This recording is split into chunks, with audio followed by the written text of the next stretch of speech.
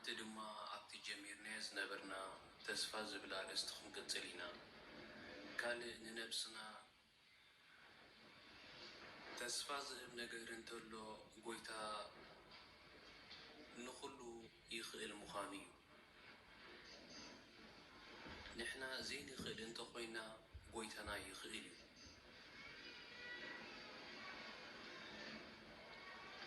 السيدان كل جزي نسب كفتنا خلو تسألمات زخونة سئلي يزغربلو بيبلو معصوتاتن مقدتاتن كم استعاصة والحنت تسفى كم زي لقيريريو دحنا زي بالقيرو يأمنو كمتي زماراي داويت أبصاصي مزمور زبولو بزعبا نفسي سي بزحات أب أملاقسي مدحان يبللو نسبات ناب تسفى مغرات ناب دخام ناب مسلكا يمرحو قدلتون دخمتون اندام تهد نسخا قم نقر يبلكان بقى طفيخي خندابله كبدت نايتي تسبي معطو حق النزي بلو حساو مثل اندهابت مكران كبدتن ناي مسكال كسكومو كمزي كالندار آيه قم نقر كمزي بلو سميت يغو برقز حاد سب شقرات أبقنمي وزقبر ناي قدن كدكمي كمتي مثالي ناي عدنا زبلو اتي نفاس زكتاتل ايزرقني اندهر حجدو نفاس يمت اندابلكا تشاغلن تشنقن انتهونكا ايتزرقني خا يخون دا أمبر متحف قدس نابتي شجر زي كناس انتاي دا نابك زي أبيهر أملخنا كنت امت كمزلنا يزمهرنا قويتانا وطرو مسرحي كسرح كلون نسناي نايسب يسرح دقفو نبارن كتالون يوزح قزنا اتي أبوزو كالدما أيحفرني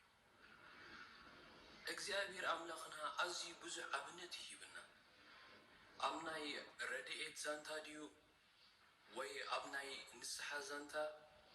ወይ ኣብ ናይ እምነት ዛንታ ንኣብነት ክንርኢ ህፃን ሙሴ እቲ ኣብ ዘንቢል ዝተደርበየን ቅድሚ ምውላዱ እውን ንሞት ዝተፈርደን መራሒ ህዝብን حلاف حزب كخون من حسيبو يفلت فرعون كابوك فرهن نموسين أرون زوين እግዚአብሔር አምላክኩምን አሃትኩምን በደልኩ ብሎም ምእንታይ ለሞኑ ክብሎምን እትቃል ይብል ኣነ ንፈሮን ከም ኣምላኹ ገበርኩኻ ናቱ ጎይታ ወይ ዋና ማለት እዩ ከምኡውን ናቱ መላኽ ኾነ መን ሓሲቦ ነይሩ من حسيبو يفلت إذا أمايسا دربي هتان ولدون بؤو تشاقلهم سي كموتي أملاخ يستر زبلوز نورو كأيه بحري جديدو أبو مجد خجبر كم أون كبحري مو ماي كابو خوت نسباتهم كبسماي منا كوردلهم من كم خجبر يخي سلازي نحناون نزت مكيتنا قويتا حيلخا عبيو نقولو حيلخا درت يقولو نسخة كله تخيلي خان بولو نسخ قال هوت يسمع لنا عيب حقي طعمي عبي زخنه تمهرتي يوم زمهرنا زلو زمبنا قال هوت يسمع لنا سلام سلام سلام أكلو قرنعة عالم كينكم مدباتي تكاتاتلا كمي ياللخم كمي ياللخم سلام قتلوا لا تتمنهم عليتي نايزا ساعات زيقا نشتي حساب كغمت دليل لخو السوخ أنتايب نحنا داك سبات بطعمي نشجرينا مالتي ጾር ይኸብደና ኣብ ርእስና ነቐምጦ ሓሳባት ኣዝዩ ካብ ዓቕምና ንላዕሊ ኮይኑ የሸግረና ንሕና ንደልዮ ብገፊሕ ነገር እንሓስብ እሞ ንፀበበና ሽዑ ኣብ ኣደዳ ጭንቀት ንኸውን ኣብ ዘይንስከሞ ነገራት ኮይኑ ይስምዓና ኣዝዩ ይኸብደና ማለት እዩ ግን ኣቕልል ኣቢልና ናብ እግዚኣብሔርና ሽግራትና ክንደርበ ከለና ክንደይ ሰናይ ነይሩ ማለት እዩ እሱ ምግባር ስለ ንስእን ዘለና ከዓ እቲ ሰይጣን ይቋፃፀሮ ነቲ ሓሳባትና እሞ ንነብስና ንፈርዳ ባዕልና ማለት እዩ ሕጂ ሰምዕ ፀኒሐ ብዜና ናይ ፌስቡክ ሲ ክልተ መናእሰያት ኣሕዋትና ዳርጋ ኣብ ቀረባን ማለት እዩ ብሓንሳብ ሂወቶም ባዕላቶም ዘሕለፉ ማለት እዩ ኣብ ገገዝኦም መይቶም ዝተረኽቡ ማለት እዩ ፖሊስ ናይ ጀርመን ፖሊስ ናይ እንታይ ክንትብሎ ናይ ዓዲ እንግሊዝ ፀብፂቡሎ ማለት እዩ ክልቲኦም ኤርትራውያን እዮም ካሳቶም ማለት እዩ መናእሰያት መጀመርታ ናብ ጀርመን ኣትዮም ኣብ ጀርመን ከምቲ ዝድለ ስለ ዘይኮነሎም ንዓዲ እንግሊዝ ከይዶም ኣብ ዓዲ እንግሊዝ እውን ከምቲ ዝደልይዎ ኣይኮነሎምን ኣሕዋተይ ከምቲ ትደልዮ ኣይኮነልካን ይፍፅም ኣብ ዓድና ኣብታ መበቆልና ረስትና እውን ከምዘይ ንደልዮ ስለ ዝኾነና ኢና መፂና ኣብዚ ከዓ ከምቲ ንደልዮ ክፀንሓና ኢልና ኣይንሕሰብ ምክንያቱ እዚ ዓዲ ጓና እዩ ግን ብመጠኑ ካብቲ ምድርና እንተኾነ እቲ ዝፀበቐ ኣብ ምድርና ክኾነልና ክንሓስብ ክንክእል ኣለና ማለት እዩ ንነዊሕ ንዓብይ ንሰፊሕ ነገራት ክንሓስብ ይግባአና እንተደይ ኮይኑ ግን እዚ መፂናዮ ዘለና ዓለማት ካብቲ ናይ ዓድና ቁሩብ ብመጠኑ ዝሓሸ ክኾነልና ዳ እምበር ሙሉእ ብሙሉእ ሰትዩ ዝበለ የለን ማለት እዩ የለን ግን ነቲ ብመጠኑ ካብ ዓድና ዝሓሸ ኣካናዊንካ ንእግዚኣብሔርካ መስጊንካ ኣብ ዓድና እኳ ዝንበር ዘሎ ኣብ ዓድና እኳ ዝነብሩ ዘሎ ኣብ ኣፍሪቃታት እኳ ዝነብሩ ዘለው ዝኩሉ ውርደት ስለዚ ኣብ ዓዲ ሰብ ምስኣተኹም መጀመርታ ተዕርፈላ ሃገር በስመ አብ ኢልካ ክትነብር ካብ ዘይከኣልካ መሊስካ ከዓ ካሊእ ቅፅል ከፂልካ ከዓ ኣብኡ ከዓ በስመ አብ ኢልካ ክትነብር እንድሕር ዘይክኢልካ ኣሕዋተይ እሞ ንሕና ደቂ ሰባት ደኣ ከምቲ ንሕና ንዓግበሉ እኮ የለን ወዲ ሰብ እኮ ተመስገን ኣይብልን ኩሉ መሊእዎ እናሃለወ ዝለዓለ እንዳለመነ እዩ ንእግዚኣብሔር ጠቕ ዘብሎ ማለት እዩ ንእግዚኣብሔር ግን ሓንቲ ነገር ከምዘይ ገበርናሉ ከዓ ዘኪርና ይንፈልጥን ኢና ማለት እዩ ስለዚ ዓብይ ግብሪ ዝገበረልና ካብ ኩሉ ምድረ በዳን ካብ ኩሉ ቃላያት ባሕርን ብሰላም ኣውፂኡ ናብ ዓዲ ሰብ እትይና ንሱ ዝዓበየ ግብሪ ገይሩልና ክንብል ግባአና ካብኡ ከዓ ኣብቲ ዝተቐመጥናሉ ሃገራይ ዓገምናን መሊስና ካሊእ ሃገራት ክንስንጥቕ ኮለና ከዓ ከምኡ ካብቲ ዝሓለፈ ብዘይ ንእስ ፈተነታት እንተዘይገዲዱ ኢኻ ትሓልፍ ኣብኡ እውን ብሰላም ብምብፃሕካ ከተመስግን ይግባእ ካብኡ ዝሓለፈ ግን እንድሕሪ ኣደዳ ጭንቀትን ኣደዳ መከራን እሞ ንነብስኻትኩም ባዕልኩም እንድሕር ትፈርድዋ ሃሊኹም ኣሕዋተይ ንኣሽቱ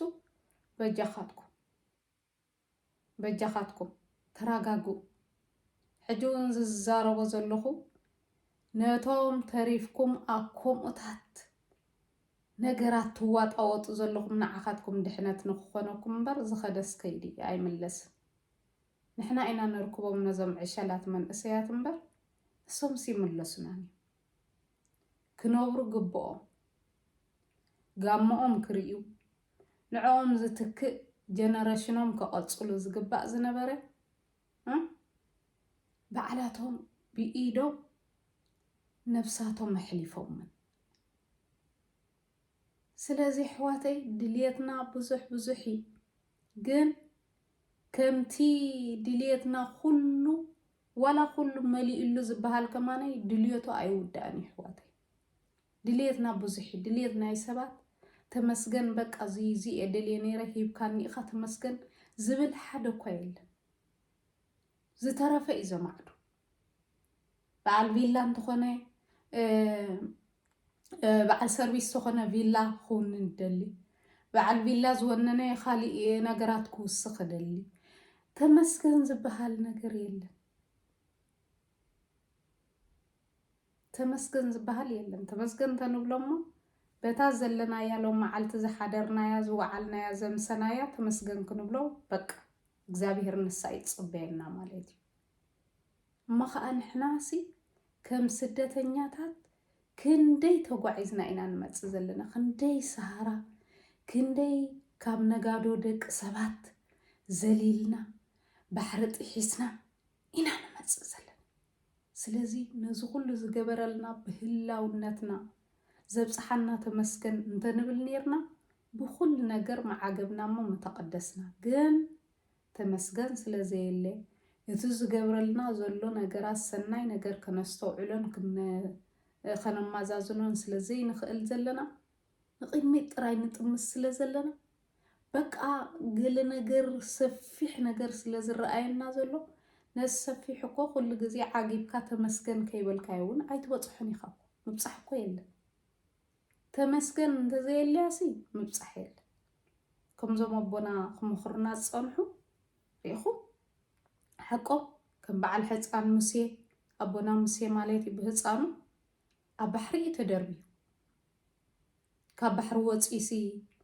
ዓብዪ ብፅቡቕ ነገር ኣብ እንዳ መንግስቲ ዓብዩስ መሊሱ ከምዚ ገይሩ ኣላይ ናይ ህዝቢ ክኸውን መን ሓሲብዎ ነይሩ? ተሓሲቡ ይፈልጥን። ስለዚ ብዙሕ ነገራት ኣሎ ንዓናት መጽሓፍ ቅዱስ ከረጋግአና ዝኽእል። መጽሓፍ ቅዱስ ከነንብቦ ይከኣልና ከምዚ እንዳገበርና ድምፅታት ክንሰምዕ ንኽእል ኢና። ሰብ ፀጋ ኢና እግዚአብሔር መስገን። ከምዚ ደለናዮ ጌርና ክንከታተሎ ንኽእል፣ ክንፀናንዓሉ ንኽእል፣ ክንረጋግአሉ ንኽእል ብዙሕ ነገራት መረጋግኢ ቃል ኣምላኽ ይዝርግሓልና ኣሎ፣ ይዝረአልና ኣሎ። እግዚአብሔር መስገን። ባዕልኻ ሰኣን ተመስገን። ሰኣን ኣብ ዘለኻዮ ደው ክትብል፣ ኣብ ዘለኻዮ ደው ክትብል፣ ኣብ ዝኣተኻዮ ደው ክትብል። ኣነሲ ካብትን ናብትን ምቕያር ካብቲ ዓዲ ሓደ ናብቲ ሓደ ናብቲ ሓደ ዘይኮነስ ገዛ ከማን ገዛ ሓንሳብ እንድሕር ኣትየያስ ቀይሪ ይመፀኒ ኣብታ ዘለኹዋ እየ በቃ ክነብር ዝደሊ ማለት እዩ። ረጋ ኢልካ ምጥማት ምስትብሃል ምምዝዛን የድሊ እዩ።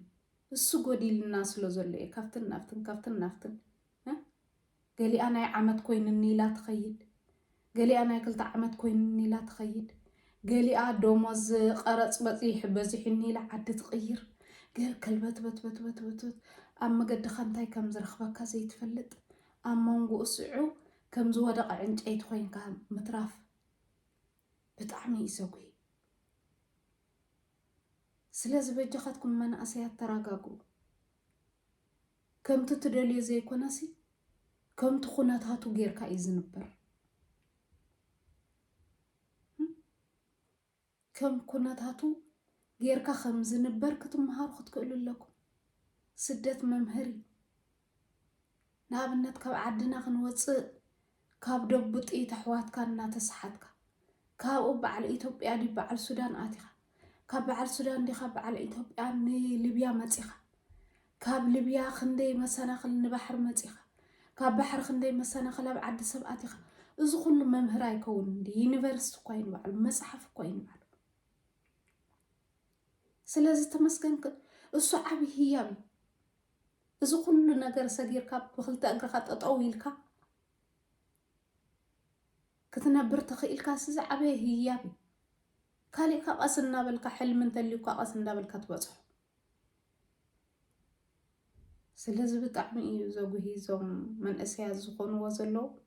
በጀኻትኩም እቶም ከምኡታት ጭንቀታት ዘለኩም ካብቲ ሓደ ናብቲ ሓደ ሃገር ክትሰጋገሩ ትደልዩ ኣብዚ ዘለኹም ማዕረፍ ኢልኩም ከፈሉ በጀኻትኩም። እዚኣ እያ ትርፋ፣ እዚኣ እያ ትርፋ። ስለዚ በጀኻትኩም ንነብስኩም ሕለይ ኢላቶም መንእሰያት لازم መንግስተ ሰማይ ዋርሶም ዞም ንኡሳት ነቶም ስድራ ቤቶም ካጽንዓት ይሃቦም እንታይ ይበሃል ኮይኑ ጣዕም ነፍስኻ ምሕላፍ ማለት ኣብ ናይ እግዚአብሔር ውሳነ ትውስን ኣለኻ ማለት እንታይ ኮይነ ኢልካ ኢልካ ምስተሓተትካ እንታይ ክትምልስ ኢኻ ኣቂድሚ እግዚአብሔር መን ሕልፍ ኢሉ እኳ ዛ ተንፋስ እዚኣ ኢልካ እንድሕር ተሓቲትካ እንታይ ክትብል ኢኻ ተጨንቀ ኩሉ ዝደለኹ ይገበርካ ኣለይ ኣነ ኸዚ ገበርኩልካ ውዕለት ከዘኪርካ የደ ትፈልጥ ኢሉ ተሓቲትካ ከንታ ክትምልስ ኣይናይ ውዕለት ይተልካ እዚ ኩሉ ዝርዝረልካ ጽንሕኩ እግዚአብሔር ዝሰርሖ ሓደ በሓደ ኩሉ ይፈልጠይ ስለዚ ኣብ ስርሐይ ተጻቢእካ ንኽብለካ ክእል እግዚአብሔር ኣብ ናተይ መደባት ኣቲኻኒ ልዕለይ ወፂኻ ክብለካ እግዚአብሔር ነፍስና ክነጥፍእ ኣይተኣዘዝና ነፍስኩም አጥፉ ኣይበለናን ተዓገሱ ብጭንቅን ጸበባን ተዓገሱ ይዝበለን ኣብ ጭንቅን ፈተናን ተዓገሱ እዚ ኸናበይ ክንሰግሮ ስለዚ ሓደራ